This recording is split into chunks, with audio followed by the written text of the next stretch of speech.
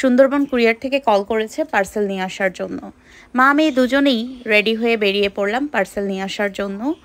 আজকে আনাবিয়ার খালামণির শরীরটা ভালো না, না হলে ওই যায় আমার সব পার্সেল রিসিভ করে। আজকে আমাকেই যেতে হচ্ছে, সাথে আনাবিয়াও আছে। মা মেয়ে দুজনেই বেরিয়ে পড়লাম, একা একা ভিডিও করতে হচ্ছে। এই যে টুনটুনি বুড়ি রিকশায় বসেছে। আমি একাই আসতে চেয়েছিলাম, কিন্তু আনাবিয়া আমাকে ছাড়লই না, ও আসবে আমার সাথে। এই যে কুরিয়ারে চলে এসেছি, এখন পার্সেলটা রিসিভ করব। আজকেই লাস্ট, ঈদের আগে আর পার্সেল রিসিভ করা যাবে না, সব পার্সেল ঈদের পরে রিসিভ করতে পারবো। এই যে টুনটুনি বুড়ি পার্সেল রিসিভ করে রিকশায় বসে পড়েছে। এখন আমরা মা মেয়ে বাড়িতে চলে যাচ্ছি। বুড়িটা রাগ করে আছে, কেন জানেন? বাইরে চিপস দেখে চিপস কিনে চাচ্ছিল, আমি দেইনি, এজন্য গাল ফুলিয়ে আছে। আর শেষে কান্নাই করে দিল। রাস্তাঘাটে এখন ওকে নিয়ে বের হলে হাত দিয়ে দেখিয়ে দেয় এটা নেবে ওইটা নেবে, কিন্তু সব কিছু তো আর নিয়ে দেওয়া যায় না। আর বাহিরের এসব চিপস আমি ওকে দিতেই চাই না, তারপরেও ছোট মানুষ দেখে কান্নাকাটি করে, তো আমি আজকে ওকে নিয়ে দেইনি। বাড়িতে যাচ্ছি, বাসায় এসে পড়লাম।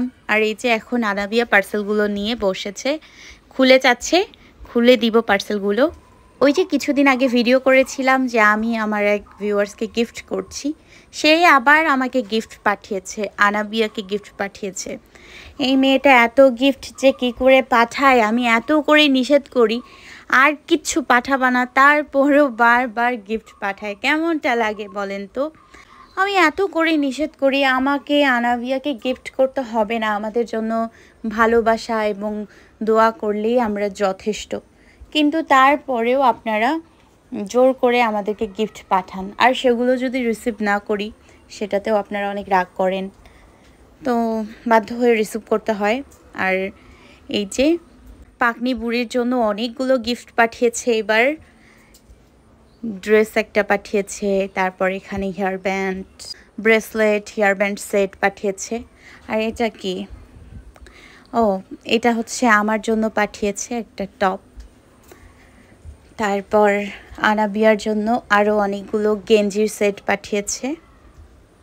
এই যে এই মেয়েটা এত কেনাকাটা করে আমার আনাবিয়ার জন্য, কি বলবো। আমি এত করে নিষেধ করি যে ওকে আর গিফট পাঠাবা না, কি এক যন্ত্রণা বলেন তো। গিফটগুলো না নিলেও সমস্যা, নিলেও সমস্যা। আল্লাহ, আমি কই যাব বলেন তো। তারপরে এই যে একটা কিউট ব্যাগ পাঠিয়েছে, মাশাআল্লাহ, ব্যাগটা কি কিউট না?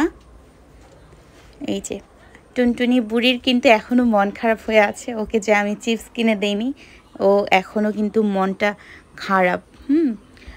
এটা কার এটা? আনা নো, কে দিয়েছে জানো? খালামণি দিয়েছে।